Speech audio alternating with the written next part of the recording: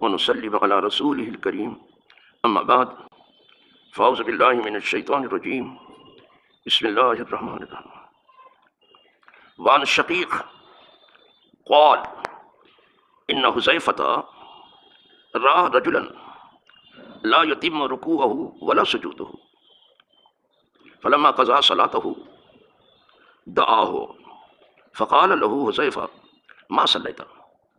قال وأحسب قال ولو مت على غير الفطرة التي فطر الله محمد صلی اللہ علیہ وسلم رواہ البخاری۔ جناب شقیق سے روایت ہے، کہتے ہیں کہ بے شک حضرت حذیفہ ابن یمان نے ایک آدمی کو دیکھا نماز پڑھتے ہوئے کہ نہ وہ ٹھیک سے رکوع کر رہا ہے نہ ٹھیک سے سجدہ کر رہا ہے۔ جب اس نے اپنی نماز پوری کر لی تو آپ نے اس کو بلایا اور اس سے کہا، حضرت حذیفہ نے، کہ تو نے نماز نہیں پڑھی۔ یہ حضرت حذیفہ جو ہیں حضور کے بہت سے بھیدوں کے جاننے والے ہیں، بہت عظیم، بہت بڑے صحابی ہیں۔ یہ منافقین کو بھی جانتے تھے، حضور کا بہت سا بھید ان کو معلوم تھا۔ تو ایک آدمی کو دیکھا انہوں نے کہ وہ نماز پڑھ رہا ہے، نہ ٹھیک سے رکوع کر رہا ہے نہ ٹھیک سے سجدہ۔ تو اس کو بلایا آپ نے، جب نماز وہ پڑھ چکا تو بلایا، اور جب وہ آیا تو فرمایا تو نے نماز نہیں پڑھی۔ یہی کام آج نہیں ہو رہا ہے۔ شاید ہی کسی امام نے کسی مقتدی کو بلایا ہو اور یہ کہا ہو کہ تو نے نماز نہیں پڑھی، شاید کہتے جانے تو ہم کو کیا پڑھی ہے، ٹھیک سے رکوع نہیں کر رہا، ٹھیک سے سجدہ نہیں، ہم کو کیا پڑھی ہے، جب اس کو نہیں پڑھی تو ہم کو کیا پڑھی۔ اس وقت ایسا نہیں تھا، اس کو بلایا اور فرمایا تو نے نماز نہیں پڑھی۔ بس پتہ چلا اگر رکوع صحیح نہیں ہوا نماز نہیں ہوئی، یہی چیز لوگوں کو معلوم نہیں ہے، اور سجدہ صحیح نہیں ہوا تو نماز نہیں ہوئی۔ یہی راز لوگوں پر آیا نہیں ہو سکا، اس لیے منمانی کر رہے ہیں۔ جو سمجھ میں آتا وہ کرتے ہیں۔ ایک مرتبہ ہاتھ رکھا تو دونوں سجدہ اڑا دیا، کیا تماشا کر رہے ہیں، یہ نماز پڑھ رہے ہیں۔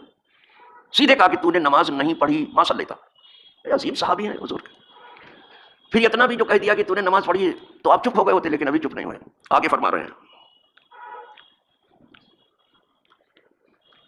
اب حضرت شقیق کہہ رہے ہیں کہ میں گمان کرتا ہوں کہ کہا آپ نے کہ اگر تو مر جاتا ایسی ہی نماز پڑھتے ہوئے تو اس فطرت سلیمہ پر جس پر حضور ہیں تیری موت نہیں ہوتی، یعنی سنت کے مطابق تیری موت نہیں ہوتی، اللہ بچائے۔ یہ سب سے خطرناک بات ہے، اگر تم مر جاتا نا تو حضور کی سنت کے علاوہ تو مرتا۔ یہ نماز پڑھ رہا ہے، کس بھر رہا ہے تو۔ اور اس کی سب سے بڑی وجہ یہ ہے کہ نماز کسی اللہ والے سے نہیں سیکھی انہوں نے، ادھر ادھر دائیں بائیں سے جو مل گئے بس، کوئی نماز پڑھے چلے جا رہے ہیں۔ ورنہ تو نماز ایک عظیم شے ہے، نمازی کو اس زمین سے اٹھا کے آسمانوں پہ لے جاتی ہے، جبھی تو اس کو معراج کہا گیا ہے نماز کو۔ مسلمانوں کی یہ معراج ہے۔ معراج میں کیا ہوا؟ دیدار الہی، بہت عظیم شے ہے، لیکن لوگ نہیں کرتے۔ تو اسے کہہ دیا، اس وقت ٹوکنے کی عادت تھی، غلطی پر ٹوکنے، آج یہ عادت ختم ہو گئی ہے۔ کوئی بڑے سے بڑا گناہ کرے گا کوئی ٹوکے گا نہیں، ہم کو کیا پڑھی ہے، یہ چلتا ہے، ہم کو کیا پڑھی ہے، جانے دو۔ نہیں، کوئی غلطی کرے اس کو ٹوکو، منع کرو، پھر وہ مان جائے گا تو اس کا بھلا ہے، اور نہیں وہ مانتا ہے تو تمہارے کہنے کا فائدہ تو تمہیں پہنچ گیا، اللہ نے دے دیا ثواب کہ میرے اس بندے نے کہا، اپنا حق ادا کر دیا۔ یہ نہیں مانتا تو نہیں مانے، آئی بس، آپ نے تو اپنا کام کر لیا پورا، آپ ٹوکو اسے۔ اب منع کرنے کی عادت جو ہے نہیں رہ گئی ہے، بلکہ منع کرنے والے کو منع کرتے کہ کیا منع کرتے ہو، آپ کو کیا پڑھی، آئی بس، یہ سب چل پڑا ہے۔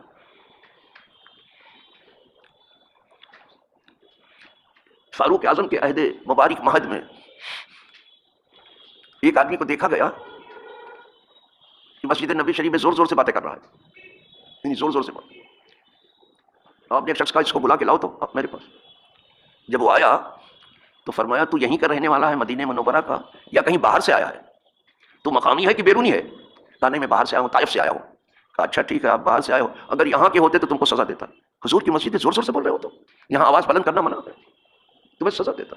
باہر والوں کے لیے چھوٹ تھی، اس لیے کبھی کبھی وہ سیکھ پاتے تھے بات، تو ان کو دی اتنی چھوٹ، وہاں کو ہوتا تو اس کو سزا۔ تو اس وقت منع کرنے کا بڑا رواج تھا، اب منع نہیں کرتے، صرف ثواب اتنا سناتے ہیں کہ کاغذ میں لکھنے کی جگہ نہیں رہ گئی، صرف ثواب کی بات سناتے رہتے ہیں، یہ کرو تو اتنا ثواب ہے، وہ کرو تو اتنا ثواب ہے، یہ کرو تو جنت میں جاؤ، یہ کرو تو جنت الفردوس میں چلے جاؤ گے، یہ سب سناتے رہتے ہیں، منع کرنے کی بات نہیں۔